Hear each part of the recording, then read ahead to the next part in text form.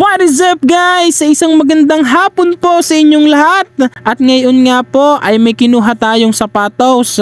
Yan nga po ay Jordan 1 at 2 pagkalayo pa po ng pinanggalingan ng ating rider na aray. At yan nga po kinuha natin from Metro Manila pa. Ay binuko nga po iyan ng 1 PM. Ay ngayon na nga lang po nakadating ay magsi 6:30 na po ata lasa ko niyan. Ay talagang natagalan daw si Bossing at medyo madami nga daw siyang sinabay muna para naman hindi lugi sa kanyang takbong iyon. Ay ari nga po palang nabili natin ay Jordan 1 High Gravity na retro mga bossing at complete box pa nga po iyan. Ay napaka still price lang din naman sa atin bininta kaya naman ginrab na natin iyan at magkakaroon nga tayo din ay ng magandang profit. Ay syempre po bago po muna natin pinalis ang ating rider ay chinek muna nga po natin aring ating nabiling sapatos para naman if may another issue po are ay masabi natin doon sa seller. Ay all goods naman po nung ating chinek. Aring nga at ipapakita ko po muna sa inyo aring ating nabili. Yan nga po pala ay 2 pairs yung nabili natin mga bossing. Bali yan ay retro na Jordan 1 High na Gravity at talaga namang pagkapugi niyan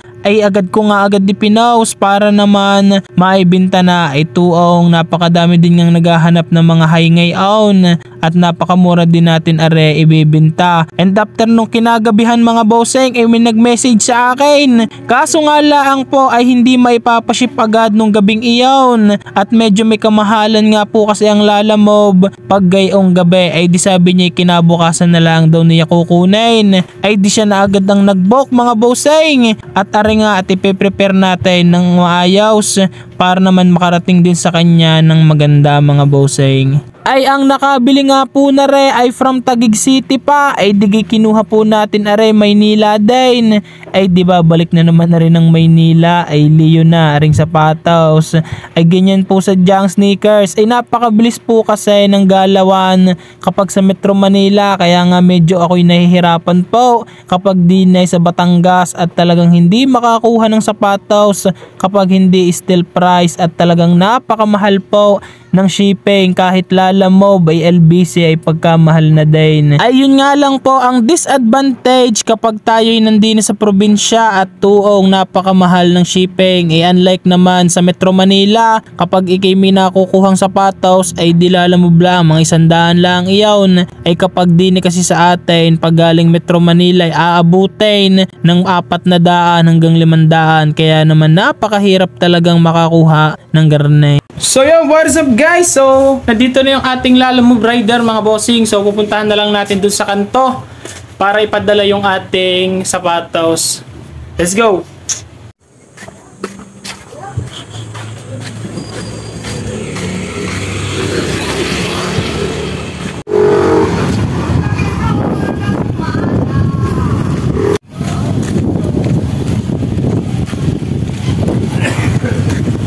Lapit na tayo sa kanto mga bossing. Let's go.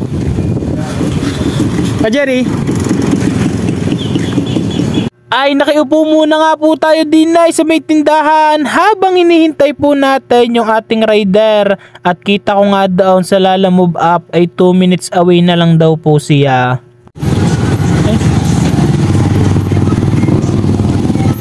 Pasare. Di pa nagbabayad yung ano? Ay hindi ako yan. Ah sa Lalamove? Hindi pa. Hindi lang ako vlog. Akala ko sa Lalamove. Na-prank ka. Sorry. Akala ko yung sa Lalamove natin yan. Yung dumating hindi pala. Naman, na-prank tayo doon. Na-prank. Taka ka ng ganyan o ano?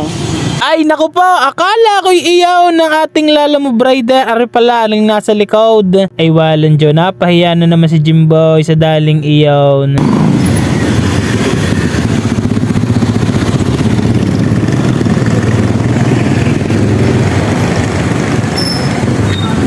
Wait ka na lang din magbayad si bossing. Picturean niyo na lang boss.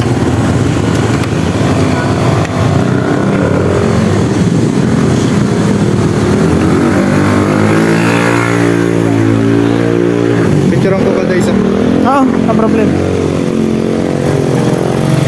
Ay ang ating rider nga palang aray taga din nilang din pala sa San Carlos diyan sa may court at sakto nga daw na si kakalabas laang ay di ayos.